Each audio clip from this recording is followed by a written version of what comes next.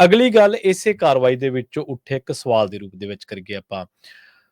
ਹਰਪਾਲ ਚੀਮਾ ਅਚਾਨਕ ਟੋਕਦੇ ਨੇ ਪ੍ਰਤਾਪ ਸਿੰਘ ਬਾਜਵਾ ਨੂੰ, ਜਿਹੜੇ ਵਿਰੋਧੀ ਧਿਰ ਦੇ ਲੀਡਰ ਨੇ, ਤੇ ਉਹ ਡਿਸਟਿਲਰੀਆਂ ਦੇ ਹਵਾਲੇ ਦੇ ਨਾਲ ਹਰਪਾਲ ਚੀਮਾ ਤੇ ਕਈ ਤਰ੍ਹਾਂ ਦੇ ਸੰਗੀਨ ਦੋਸ਼ ਲਾਉਂਦੇ ਨੇ, ਗੁਰਾਹੀ ਤੱਕ ਦਾ ਦੋਸ਼ ਲਾ ਦਿੰਦੇ ਨੇ। ਕਿ ਹਰਪਾਲ ਚੀਮਾ ਤੇ ਲੱਗੇ ਇਹਨਾਂ ਦੋਸ਼ਾਂ ਦੀ ਜਾਂਚ ਹੋਊਗੀ ਸ਼ਰਮਾ ਜੀ? ਦੇਖੋ, ਪੰਜਾਬ ਦੀ ਵਿਧਾਨ ਸਭਾ ਦੇ ਵਿੱਚ ਜੀ ਮੁੱਖ ਮੰਤਰੀ ਭਗਵੰਤ ਮਾਨ ਜਿਸ ਤਰ੍ਹਾਂ ਨਾਮ ਲੈ ਕੇ ਨਿੱਜੀ ਹੋ ਕੇ ਹੈ ਨਾ, ਉਹ ਤੇਰਾ ਭਰਾ ਤਾਂ ਉਧਰ ਬਾਹਰ ਬੈਠੇ, ਕਿਉਂ ਕੱਲ ਬੀਜੇਪੀ ਨੇ ਪੈਰਲਰ ਬਾਹਰ ਲਾਈ ਸੀ, ਜਦੋਂ ਕਿ 2 ਚੁਣੇ ਨੁਮਾਇੰਦੇ ਆ ਉਹਨਾਂ ਦੇ, ਤੇ ਉਹਨਾਂ ਦੀ ਜ਼ਿੰਮੇਵਾਰੀ ਬਣਦੀ ਸੀ ਆ ਜਾਂਦੇ, ਉਹ 1600 ਕਰੋੜ ਦਾ ਆਪਣਾ ਹਿਸਾਬ ਦੇ ਦਿੰਦੇ, ਜਿਹਨਾਂ ਤੋਂ 12000 ਕਰੋੜ ਮੰਗਦੇ ਹੋ ਸੀ ਹਿਸਾਬ, ਸਹੀ ਤੁਸੀਂ ਆਪਣੇ 1600 ਦੇ ਦਿਓ ਕਿ ਮੋਦੀ ਨੇ ਕੀ ਭੇਜਤਾ ਜੀ, ਕੀ ਕਰਤਾ ਜੀ। ਹੈ ਉਹ ਆਪਣੀ ਵੱਖਰੀ ਲਾ ਕੇ ਬੈਠੇ ਸੀ ਸੈਕਟਰ ਆਪਣੇ ਦਫ਼ਤਰ 'ਚ, ਪਰ ਰਵਨੀਤ ਬਿੱਟੂ ਪੰਜਾਬ ਦੀ ਵਿਧਾਨ ਸਭਾ 'ਚ ਕਾਰਵਾਈ ਦੇਖਣ ਆਇਆ ਬਸ, ਹੈ ਨਾ। ਚਲੋ ਫਿਰ ਉਸ ਤੋਂ ਬਾਅਦ ਮੁੱਖ ਮੰਤਰੀ ਭਗਵੰਤ ਮਾਨ ਕਦੇ ਕਦੇ ਨਾ ਰਾਣਾ ਗੁਰਜੀਤ ਨੂੰ ਖਾਸਾ ਕੁਛ ਕਰਦੇ ਅੱਜ ਕੱਲ, ਠੀਕ ਹੈ, 5-4 ਵਾਰ ਨਾਂ ਲੈ ਲੈਂਦੇ ਉਹਨਾਂ ਦਾ। ਪਰ ਕੱਲ ਰਾਣਾ ਗੁਰਜੀਤ ਨੇ, ਮੈਨੂੰ ਨਹੀਂ ਪਤਾ ਕਿ ਹੁਣ ਉਹ ਭਗਵੰਤ ਮਾਨ ਨਿੱਜੀ ਲੈਂਦੇ ਨੇ ਕਿ ਨਹੀਂ ਲੈਂਦੇ, ਪਰ ਉਹਨਾਂ ਨੂੰ ਉਹਨਾਂ ਦੀ ਪਾਰਟੀ ਨੂੰ ਚੰਗਾ ਰਗੜਾ ਲਾਇਆ। ਉਹ ਕਹਿੰਦਾ ਵੀ ਤੁਸੀਂ ਕਬਰ ਤਾਂ ਖੋਦ ਲਈ ਆ, ਹੁਣ ਇਹ ਦੇਖ ਲਓ ਕਿ ਉਹਦੇ ਵਿੱਚ ਮੰਤਰੀ ਡੇਗਣਾ ਆਪਣਾ, ਹੈ ਨਾ, ਜਾਂ ਸੈਕਟਰੀ ਡੇਗਣਾ ਆਪਣਾ, ਕਬਰ ਤਾਂ ਥੋੜੀ ਕੁੱਟ ਹੋਊਗੀ, ਉਹ 'ਚ ਪਾਰਟੀ ਡੇਗਣੀ ਹੈ, ਕਿਹਨੂੰ ਡੇਗਣਾ ਕਹਿੰਦੇ ਦੇਖ ਲਿਓ, ਹੈ ਨਾ। ਫਿਰ ਮੁੱਖ ਮੰਤਰੀ ਭਗਵੰਤ ਮਾਨ ਸ਼ੁਰੂ ਹੋ ਗਿਆ। ਹੁਣ ਮੈਨੂੰ ਨਹੀਂ ਪਤਾ ਜਿਵੇਂ ਤੁਸੀਂ ਕਹਿੰਦੇ ਹੋ ਸਕ੍ਰਿਪਟਡ ਹੈ ਜਾਂ ਕੀ ਹੈ। ਫਿਰ ਮੁੱਖ ਮੰਤਰੀ ਭਗਵੰਤ ਮਾਨ ਰਾਣਾ ਗੁਰਜੀਤ ਦੇ ਇਸ ਹਵਾਲੇ ਨਾਲ ਕਾਂਗਰਸ ਤੇ ਸ਼ੁਰੂ ਹੋ ਗਏ ਕਿ ਵੀ ਕਬਰਾਂ ਤਾਂ ਤੁਸੀਂ ਉਹ ਖੋਦੀਆਂ, ਚਾਹੇ ਕਪੂਰੀ ਵਾਲਾ ਨਹਿਰ ਪੱਟ ਕੇ ਕਬਰ ਖੋਦੀ ਹੈ, ਤੇ ਚਾਹੇ 84 ਵਾਲੇ ਟੈਂਕ ਵੜ ਕੇ ਕਬਰ ਖੋਦੀ ਹੈ। ਫਿਰ ਇਹ ਸ਼ੁਰੂ ਹੋ ਗਿਆ ਜੀ ਕੰਮ।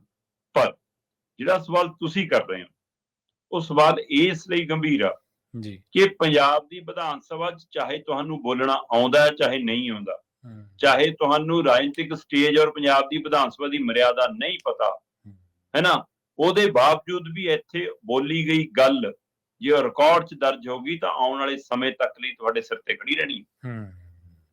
ਉਸ ਨੂੰ ਫਿਰ ਤੁਸੀਂ ਕੱਲ ਹਰਪਾਲ ਚੀਮਾ ਦਸਤਾਵੇਜ਼ੀ ਤੌਰ ਤੇ ਬੋਲ ਰਹੇ ਸੀ ਕਿ ਵੀ ਆਹ ਵਿਰੋਧੀ ਧਿਰ ਦਾ ਲੀਡਰ ਆ ਪ੍ਰਤਾਪ ਬਾਜਵਾ ਨੇ ਆਹ ਪਿੰਡਾਂ 'ਚ ਜਿਹੜੇ ਤੁਸੀਂ ਬੰਦੇ ਨੇੜੇ ਨੇ, ਜਿਹੜੇ ਦਰਿਆ ਦੀ ਮਾਰ ਹੇਠ ਆਉਂਦੇ ਨੇ, ਉੱਥੇ ਉਹ ਮਤਲਬ ਸਸਤੀ ਜ਼ਮੀਨ ਮਿਲ ਜਾਂਦੀ ਹੈ, ਉਹ ਖਰੀਦੀ ਆ, ਕਿਉਂਕਿ ਇਹਨੂੰ ਪਤਾ ਸੀ ਕਿ ਹੜ੍ਹ ਆਉਣਗੇ, ਨਹੀਂ ਤਾਂ ਪਿੰਡਾਂ ਦੇ ਨਾਮ, ਜ਼ਮੀਨਾਂ ਦੇ ਨੰਬਰ, ਜੇ ਉਹ ਸਾਰਾ ਕੁਝ ਦੱਸ। ਠੀਕ ਹੈ, ਤੇ ਇਹ ਇੱਕ ਤਰ੍ਹਾਂ ਨਾਲ ਕਿਰਕਰੀ ਸੀ ਵਿਰੋਧੀ ਧਿਰ ਦੇ ਲੀਡਰ ਦੀ, ਕਿਹਾ ਕਿ ਹੋ ਗਿਆ ਮੇਰੀ ਤਾਂ ਜਾਇਦਾਦ ਉਜਾਗਰ ਹੋ ਗਈ, ਹੋ ਸਕਦਾ ਉਹ 'ਚੋਂ ਕਿੰਨੀ ਨਾ ਦੱਸੀ ਹੋਵੇ, ਸਾਨੂੰ ਨਹੀਂ ਪਤਾ। ਪਰ ਅਗਲਾ ਕਹਿੰਦਾ ਮੈਂ ਰਜਿਸਟਰੀ ਕਰਾਈ ਆ, ਮੈਂ ਪੈਸੇ ਦੇ ਕੇ ਲਈ ਆ। ਉਹ ਰਜਿਸਟਰੀਆਂ ਤਾਂ ਸਭ ਨੂੰ ਪਤਾ ਕਿ ਕਿੰਨੇ ਦੀ ਹੁੰਦੀ ਹੈ ਤੇ ਕਿੰਨੇ 'ਚ ਹੁੰਦੀ ਆ, ਹੈ ਨਾ। ਤੇ ਇਹ ਨਹੀਂ ਸਵਾਲ ਅਗਲਾ ਕਹਿੰਦਾ ਵੀ ਮੇਰੇ ਕੋਲ ਕਾਗਜ਼ ਆਓ ਜ਼ਮੀਨਾਂ ਤੇ, ਮੈਂ ਤਾਂ ਮੁੱਲ ਖਰੀਦੀ ਆ।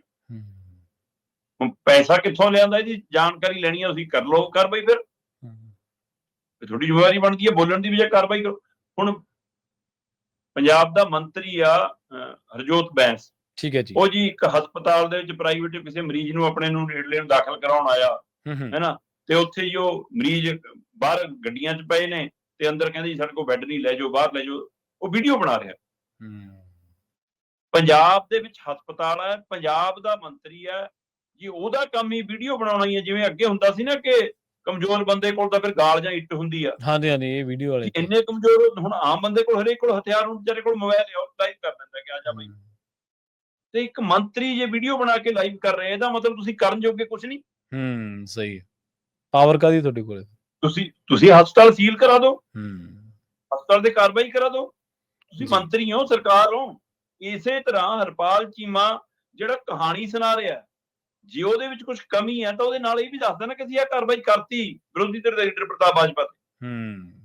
ਅੰਕੜੇ ਗਣਾ ਕੇ ਤੁਸੀਂ ਕੀ ਸਾਬਤ ਕਰ ਲਿਆ? ਸਹੀ ਹੈ।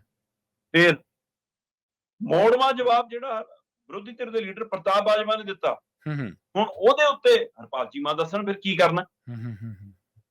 ਅਗਲਾ ਕਹਿੰਦਾ ਵੀ ਇੱਕ ਸ਼ਰਾਬ ਦੀ ਕੰਪਨੀ ਤੋਂ ਤੁਸੀਂ 1.5 ਕਰੋੜ ਮਹੀਨੇ ਦਾ ਲੈਂਦੇ ਹੋ। ਉਹ ਕਹਿੰਦਾ ਹਰ ਮਹੀਨੇ 35 ਤੋਂ 40 ਕਰੋੜ ਤੁਹਾਡਾ ਇਹ ਐਕਸਾਈਜ਼ ਮੰਤਰੀ ਜਿਹੜਾ ਹਰਪਾਲ ਚੀਮਾ ਵਿੱਤ ਮੰਤਰੀ ਵੀ ਇਕੱਠਾ ਕਰਦਾ ਸਿੱਧਾ ਹਰਪਾਲ ਚੀਮਾ ਦੇ ਉੱਤੇ।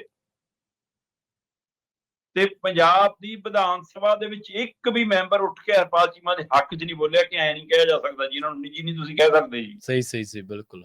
ਕਿਵੇਂ ਹੈ ਜੀ, ਕੋਈ ਸਬੂਤ ਦਿਓ ਜੀ। ਕਿਸੇ ਨੇ ਪੁੱਛਿਆ ਹੋਵੇ ਉੱਠ ਕੇ ਪ੍ਰਤਾਪ ਬਾਜਵਾ ਨੂੰ, ਦੱਸ ਦਿਓ ਮੈਨੂੰ। ਸਪੀਕਰ ਨੇ ਵੀ ਕਿਹਾ ਹੋਵੇ ਕਿ ਇਹਨੂੰ ਰਿਕਾਰਡ 'ਚ ਹਟਾਇਆ ਜਾਂਦਾ, ਕੋਈ ਸ਼ਬਦ ਨਹੀਂ ਜਿਹਾ ਕਿਹਾ। ਰਿਕਾਰਡ 'ਚ ਚੜ ਗਿਆ ਇਹਦਾ ਮਤਲਬ। ਹੁਣ ਇਨਕੁਆਇਰੀ ਕਰਾ ਲੈਣ ਫਿਰ, ਚਾਹੇ ਆਪਣੀ ਉਹ ਹੈ, ਪਹਿਲਾਂ ਵੀ ਤਾਂ ਕਿੰਨਿਆਂ ਨੂੰ ਕਲੀਨ ਚਿੱਟਾਂ ਮਿਲੀਆਂ ਹੀ ਹੈ। ਜੀ। ਪਰ ਇਹ ਬਹੁਤ ਵੱਡਾ ਸਵਾਲ ਹੈ। ਸੋ ਇਸ ਲਈ ਕਈ ਵਾਰ ਮੈਨੂੰ ਲੱਗਦਾ ਗੁੱਸਾ ਚੰਗਾ ਵੀ ਹੁੰਦਾ, ਗੁੱਸੇ 'ਚ ਇੱਕ ਦੂਜੇ ਦੇ ਰਾਜ ਤਾਂ ਖੋਲ ਗਏ, ਪਰ ਵਿਧਾਨ ਸਭਾ ਦੀ ਮਰਿਆਦਾ ਦਾ ਉੱਕਾ ਧਿਆਨ ਨਹੀਂ ਰੱਖਿਆ ਗਿਆ।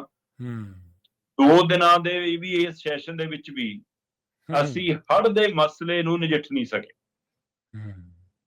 ਜਿਹੜੇ ਬਿੱਲ ਲਿਆਂਦੇ ਉਹ ਬਿੱਲ ਪਾਸ ਕਰਕੇ ਉਹ ਗਏ, ਲਓ ਜੀ ਅਸੀਂ Punjab town improvement bill pass ਕਰ ਲਿਆ, ਅਸੀਂ ਪੰਜਾਬ ਸਹਿਕਾਰੀ ਕਮੇਟੀਆਂ ਬਿੱਲ ਪਾਸ ਕਰ ਲਿਆ, ਅਸੀਂ ਪੰਜਾਬ ਅਪਾਰਟਮੈਂਟ ਜਾਇਦਾਦ ਸੋਧ ਬਿੱਲ ਪਾਸ ਕਰ ਲਿਆ, ਪੰਜਾਬ ਗੁੱਡਸ ਐਂਡ ਸਰਵਿਸ ਹੈ ਨਾ ਉਹ ਟੈਕਸ ਬਿੱਲ ਪਾਸ ਕਰ ਲਿਆ, Punjab rights and business bill pass ਕਰ ਲਿਆ, ਬੀਜ ਮਿਲਾਵਟ ਵਾਲਾ ਬਿੱਲ ਪਾਸ ਕਰ ਲਿਆ, ਤੇ ਹੜ੍ਹ ਵਾਲੇ ਮਸਲੇ ਤੇ 20,000 ਕਰੋੜ ਦੀ ਮੰਗ ਵਾਲਾ ਮਤਾ ਲਿਆਂਦਾ ਜੀ, ਜਿਹੜੇ ਮਤੇ ਦੀ ਕੋਈ ਅਹਿਮੀਅਤ ਨਹੀਂ, ਤੇ ਜਿਹੜੇ ਬਿੱਲ ਪਾਸ ਕੀਤੇ ਉਹਨਾਂ ਤੇ ਕਿਸੇ ਤੇ ਚਰਚਾ ਨਹੀਂ, ਹੈ ਨਾ, ਆਏ ਤੇ ਪਾਸ ਹੋਏ ਤੇ ਉਹ ਗਏ।